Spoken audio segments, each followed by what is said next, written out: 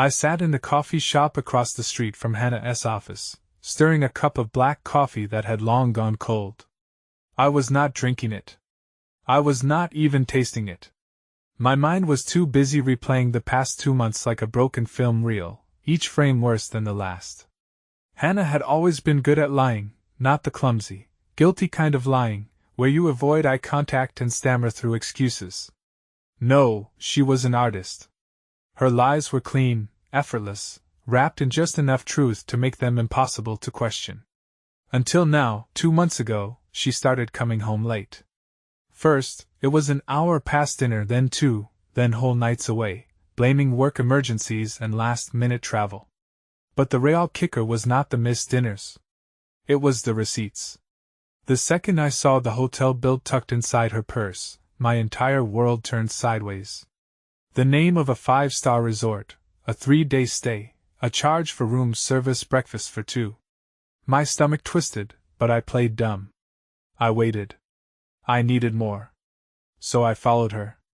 I should have felt ashamed, sneaking through parking lots, keeping a safe distance as she walked into buildings she had no business being in. But shame did not exist anymore. Not when I saw her meet him. Not when I watched her climb into his car. Not when I trailed them to a restaurant where she reached across the table and touched his hand like she used to touch mine. And now I was here, staring at her office from across the street, knowing exactly what I had to do. I took my time walking in. The receptionist barely glanced at me as I strode past the front desk. My pulse steady, my movements deliberate. I knew her office, knew the layout of the room, knew that in exactly 15 minutes, she would come back from lunch and find it. The photos I had spent all night printing them, dozens of them, her and him laughing in his car, holding hands at dinner. Their reflections caught in the glass of a hotel entrance, evidence undeniable and damning. I arranged them across her desk like a grotesque collage, making sure each one was perfectly visible. A love letter to her betrayal. Then I left. I was not interested in the aftermath. Not yet. I had somewhere else to be, because while Hannah was about to step into her personal hell at work, she had no idea that her real nightmare was waiting for her at home.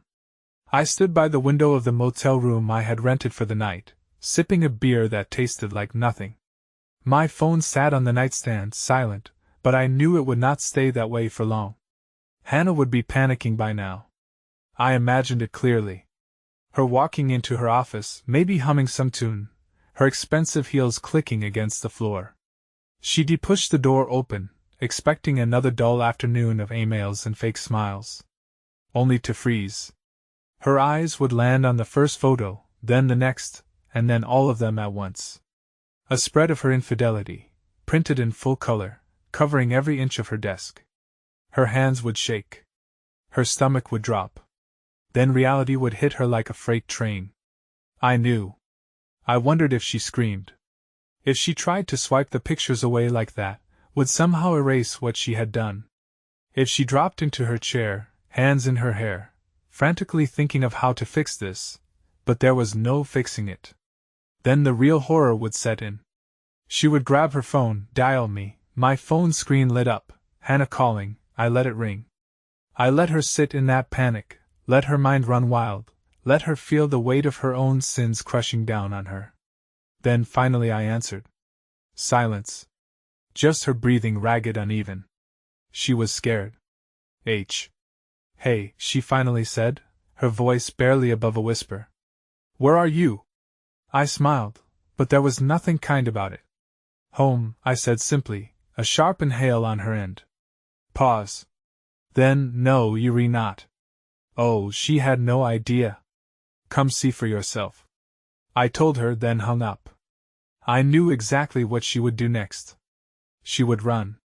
She would shove those pictures into her bag, race through the halls, ignore the confused stares of her coworkers. She would burst out of the office doors, nearly tripping over herself as she reached for her car keys, hands shaking, mind spinning, stomach in knots. She would drive, breaking every speed limit, her breath coming in short gasps. And then finally, she would reach our house and she would see them, the family, a woman unlocking the front door, a little boy running inside, A man carrying boxes from a moving truck, strangers moving into her home. Hannah's car screeched to a stop in the driveway. She practically threw herself out, stumbling forward, eyes wild. Hey, what are you doing? This is my house. The woman turned confused. Excuse me? Hannah's breath hitched. This is my house. What the hell are you doing here? The man sat down the box he was carrying. Lady, I do not know what you are talking about, he said, frowning. We just bought this place. Hannah's face went white. I watched from down the street, parked just out of sight, watching my wife's entire world collapse in real time. It was mesmerizing. I had sold the house. Every last trace of us was gone. Her furniture gone, her clothes gone, her jewelry, her books, her life erased. But I left her one thing, one final gift. A single cardboard box sat on the front porch, a box from me. And when she opened it, that was the moment I had been waiting for. Because inside that box was not just her past. It was her destruction. Hannah stood frozen on the porch, her hands trembling as she reached for the box. Her perfectly manicured nails scraped against the cardboard as she lifted the lid, and then silence. A thick, suffocating silence, the kind that happens right before a bomb goes off. I watched from the car, heart pounding in my chest, waiting for the moment it hit her. And then there it was, the sharp, gasping inhale, the slight stagger backward, as if the ground had suddenly shifted beneath her. Her breath caught in her throat, her hands trembled violently, fingers digging into the edges of the box, as if she could somehow steady herself. She could not. I knew exactly what she was seeing. The contents were not random. They were surgical, precise, designed to slice through every single lie she had ever told me. On top, neatly folded, was the lingerie she had never worn for me. The lace that I had found in the back of her drawer, still carrying the faint scent of a man who was not me. I had taken it, packed it carefully, and placed it right there for her to see. Beneath it, the hotel receipts, the ones I had found, and the ones I had gone out of my way to collect, copies of her credit card statements, each charge leading back to nights spent in places I had never been invited to. I had highlighted them, circled dates that coincided with the lies she had fed me. Then the photos, not the ones from her office, different ones, screenshots of texts, messages between her and him, filled with inside jokes, whispered promises, and plans to escape together. Every sweet nothing she had ever typed out to him was printed in black and white, no room for denial. And at the very bottom, buried beneath the evidence of her own destruction, was the final piece, the divorce papers already signed by me. Hannah let out a strangled sound, somewhere between a gasp and a sob. As she stumbled away from the box, her foot catching on the edge of the step, the woman standing at the door, the new owner of our home, watched her with a mix of confusion and unease. Are you okay? The woman asked cautiously. Hannah did not answer. She could not answer. Her hands shot up to her head, clutching at her hair as if she could somehow hold herself together. I could see it happening the moment it all became real. The house gone, the marriage gone, her secrets exposed. She turned wildly, eyes darting around as if searching for me, for something to make this all make sense. And that's when I finally stepped out of the car. The second she saw me, her entire expression shifted: rage, panic, desperation. She ran toward me, her heels clicking unevenly against the pavement, her breath coming in quick, frantic gasps. What the hell did you do? She screamed. I did not move. Did not flinch. Just watched her break. You sold the house. She shrieked. You threw my stuff away. You, her voice cracked.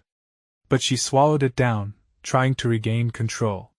She pointed a shaking finger at me, her body practically vibrating with anger. You had no right to do this. I tilted my head, letting her words hang in the air before I finally spoke. No right. I echoed. My voice was calm, too calm, terrified her. She hesitated. You had no right. I said slowly, stepping closer. To cheat on me for months. No right to lie to my face, to treat me like a fool. No right to destroy our marriage while I was still fighting for it. Her lip trembled. She hated this, Hated that I was not yelling, hated that I was not falling apart.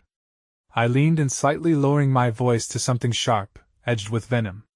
But I do have the right, I said, to leave you with absolutely nothing. She sucked in a breath. You. I cut her off. I sold the house. I emptied our joint accounts. I cancelled your credit cards. I let the words sink in. Let her process each brutal hit. You have nothing. No home. No money. No husband. Her face contorted into something ugly. Something desperate. You see, not just erase me. She hissed. I let out a low, humorless laugh. That's exactly what I did. For the first time since this all started, she looked scared. She should be, because this was not just revenge. This was justice. Hannah stood there, breathing like a cornered animal. Her mascara smudged, her hands shaking at her sides. For a woman who had spent months living a double life, she looked completely unprepared for the consequences. I watched her struggle to process it all. Our house sold, our accounts emptied, her secrets exposed, everything she had built on a foundation of lies had crumbled in a matter of hours, and she was barely standing in the wreckage. Her gaze darted back to the box on the porch, the receipts, the texts, the divorce papers, the evidence of every betrayal she thought she had buried. Her hands clenched into fists. You think this makes you look strong? She spat. You think this makes you some kind of hero? I did not answer. I just watched, because she was about to do what she always did. Talk. Manipulate. Spin her web of excuses and half-truths. Twisting the story until she could slip out of it. I was going to tell you, she said suddenly. I almost laughed. She saw the look on my face and doubled down. I swear I was just waiting for the right time. Things between us have not been the same for years. And you know it. Her voice wavered, but her eyes were calculating, watching me, testing to see if any of it would land. I stayed silent. That pissed her off. Say something. Damn it. She snapped, throwing her hands in the air. What, you just get to stand there and act like you did not play a part in this? Like our marriage was not already dead before I. She cut herself off, realizing too late what she had just admitted. I smirked. Before you what? She swallowed hard. I did not mean no. I said smoothly, stepping toward her. Say it. Before you cheated on me, lied to me, built an entire second life behind my back. Go ahead, Hannah, finish the sentence. Her jaw tightened. I saw the wheels turning in her head, searching for an exit.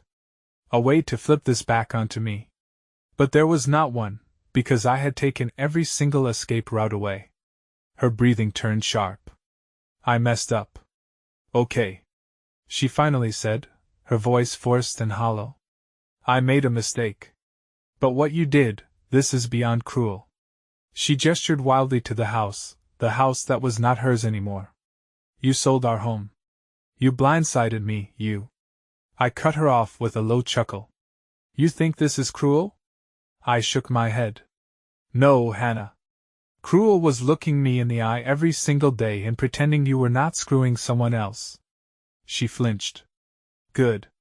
I took another step closer, forcing her to really see me. Cruel was listening to you tell me you loved me while you were in his bed the night before. Her breath hitched. I leaned in, lowering my voice to something razor-sharp. Cruel was making me feel like I was losing my mind while you were out there playing house with another man. Her mouth opened, then shut. She had nothing left to say. She was losing and she knew it. But Hannah was never the type to go down without a fight. Her whole face twisted into something nasty. Something almost unhinged. You think you've won? She snapped. You think this is over? You have no idea what I'm capable of. I tilted my head. Amused. Neither do you. And then I turned my back on her because Hannah could scream, threaten, cry all she wanted. It did not change the fact that I had already burned everything she had left. Hannah did not take being powerless well. She had spent years perfecting the art of control, the soft manipulation, the carefully crafted lies, the ability to twist any situation until she was the victim. But now, Now she was just a woman standing in the ruins of her own deception, screaming at a man who no longer cared. I walked away without looking back, without acknowledging the venom in her voice or the desperation in her eyes. I had won and she knew it. But Hannah was not built to accept defeat. So she did what she did best. She improvised. I had barely made it to my car when she switched tactics. 1 second, she was all fire and fury. Her fists clenched, her face twisted in rage. The next, her voice broke. "Wait," she whispered. I heard it. I felt the shift in the air. But I kept walking. "Please!" She tried again, louder this time, with just the right amount of heartbreak in her tone, the pleading, the remorse, the deliberate cracks in her voice.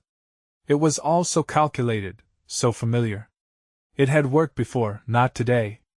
I opened my car door, slid into the driver's seat, and slammed it shut. Hannah took that as her cue to crumble. She ran to the side of the car, placing both hands on the window, her breath fogging up the glass. "We can fix this," she said, her voice shaking. "We can go to therapy, we can talk. I'll do anything, just do not leave like this." I stared at her through the glass. No anger, no pity, just exhaustion. "Do not do this," she begged. I was stupid. I was selfish. But I never stopped loving you. I let out a slow breath.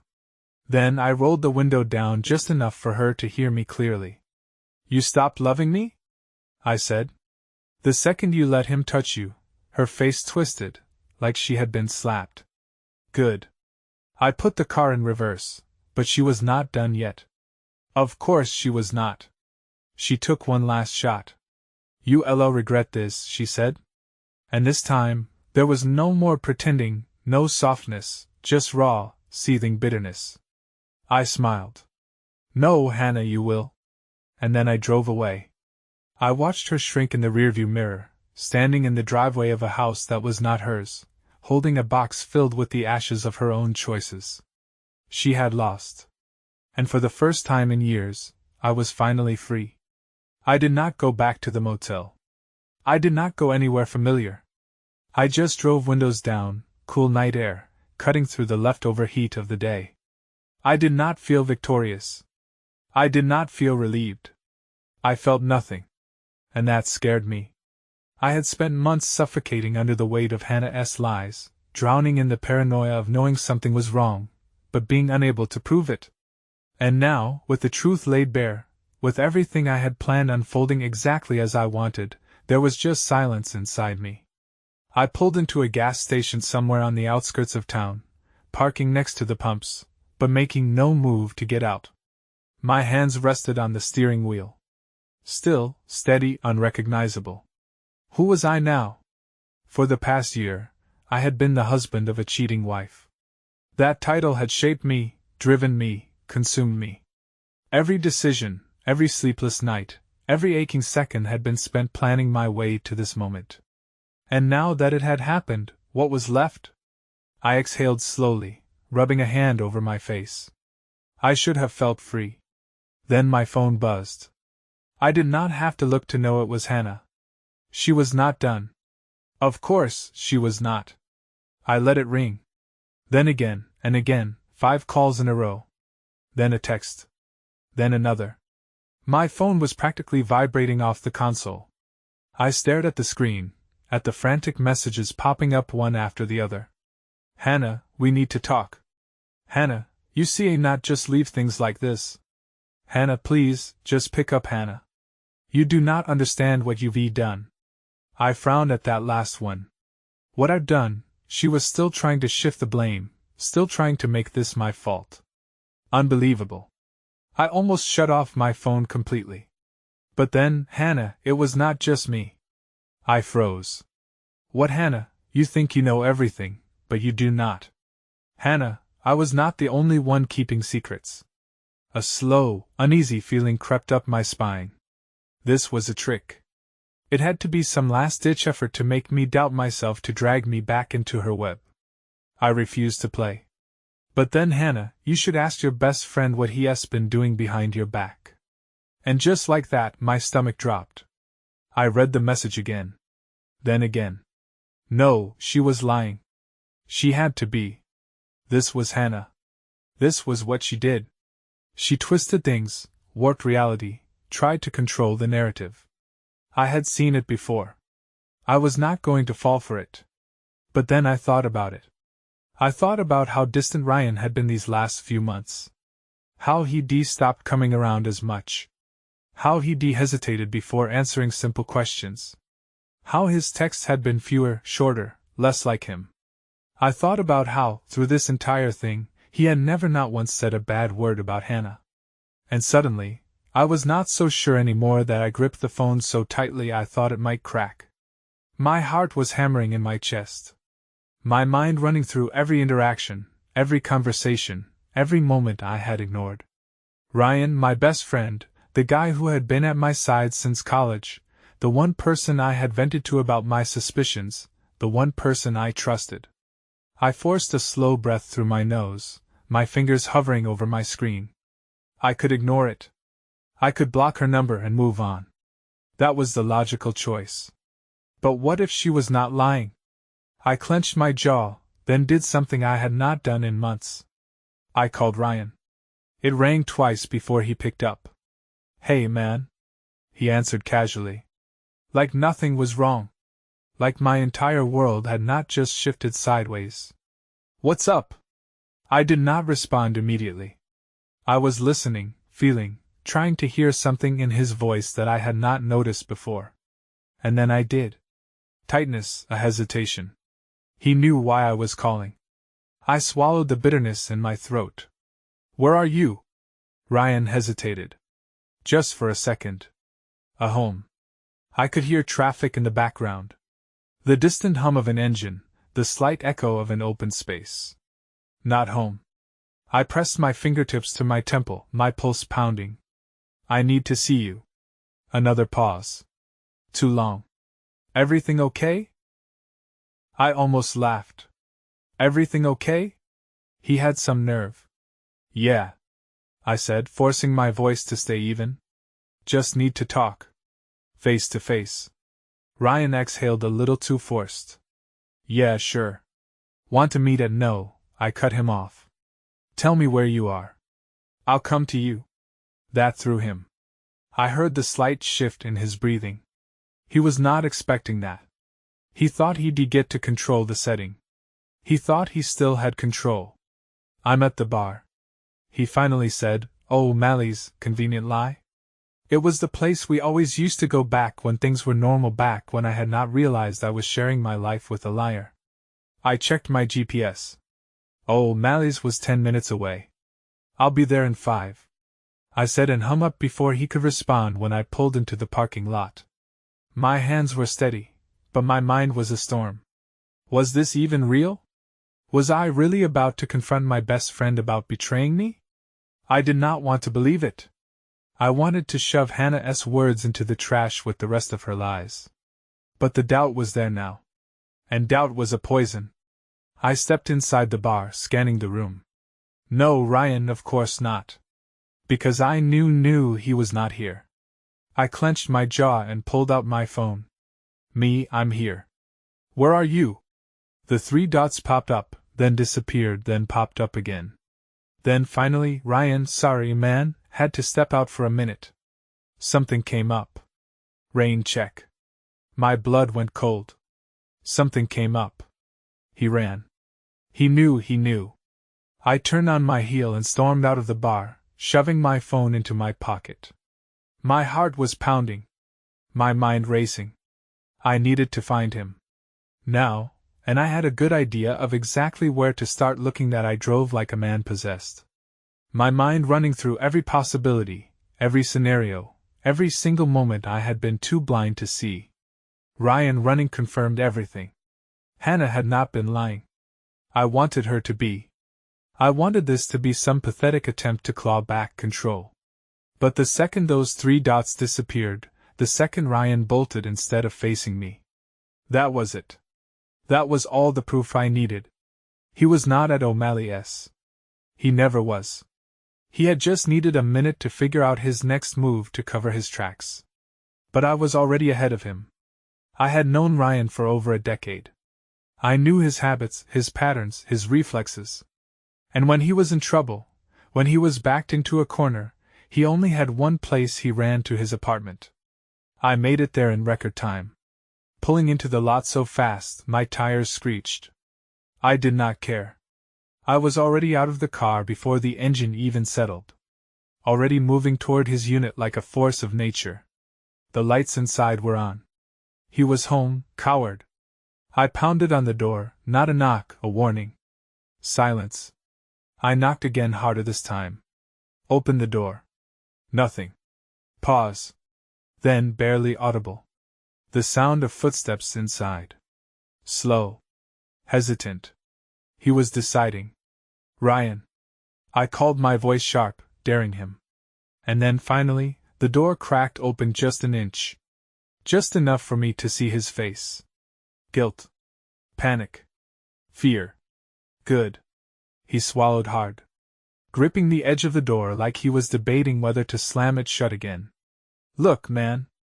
I shoved the door open before he could finish, stepping inside and slamming it behind me. He stumbled back, his hands going up. Hey, let us just what? I cut him off, my voice dangerously low. Talk? Like friends. I took another step forward, and he flinched. That was all I needed to see. That was all the confirmation I needed. How long? I demanded. Ryan's throat bobbed as he swallowed. It's not how long. I ground out, my voice like ice. His lips parted, then shut. He looked away, running a hand over his face. Ashamed. Good. He should be. Finally, after what felt like eternity, he muttered. Almost a year. A slow exhale left my lungs. I had expected it. I knew it. But hearing it from his mouth, that was a whole new kind of pain. I nodded slowly, processing, holding back the hurricane inside me. So I said, voice unnervingly calm. While I was telling you about my suspicions, while I was sitting across from you, trying to piece together why my wife was acting different, I took a step closer, watching him shrink. You were screwing her behind my back. Ryan clenched his jaw. It was not like that. I let out a sharp, humorless laugh. Oh, then tell me what it was like. Explain it to me. Make it make sense. He ran a hand through his hair, his breathing uneven. I did not mean for it to happen, he said. And I almost lost it. You did not mean for it to happen, I repeated, my voice rising. Oh, that's rich. You just accidentally ended up in my wife's bed over and over again. For a year. He did not answer, because there was no answer. No excuse. No justification that could erase the betrayal. I exhaled sharply, stepping back. I suddenly felt tired. So goddamn tired. Ryan watched me cautiously. Look, man. I know I see not fix this. But I cut him off with a sharp glare. You rewrite? You see not. His mouth shut. Good. He did not deserve to speak. I turned, gripping the door handle. But before I left, I looked over my shoulder one last time. You were my brother, Ryan. My voice was cold. Final. And now you re nothing. And then without another word I walked out. And this time I was not looking back. That I do not remember driving back to the motel. I do not remember parking, turning off the engine, or walking up the stairs to my room. It was all a blur. A dull, colorless haze, like watching someone else live through it while I drifted somewhere far above my own body. But I remembered the weight, the unbearable, suffocating weight in my chest, pressing down on me with every breath. It was not just anger. It was not just betrayal. It was grief. Because that's what this was not it? A death. My marriage was dead. My best friend was dead. The life I thought I had dead. I sat on the edge of the bed, elbows on my knees, staring at the carpet like it might have the answers I needed. But there were no answers. Just the same question over and over again. How the hell did I not see this? I had spent over a decade with Hannah. I had trusted her.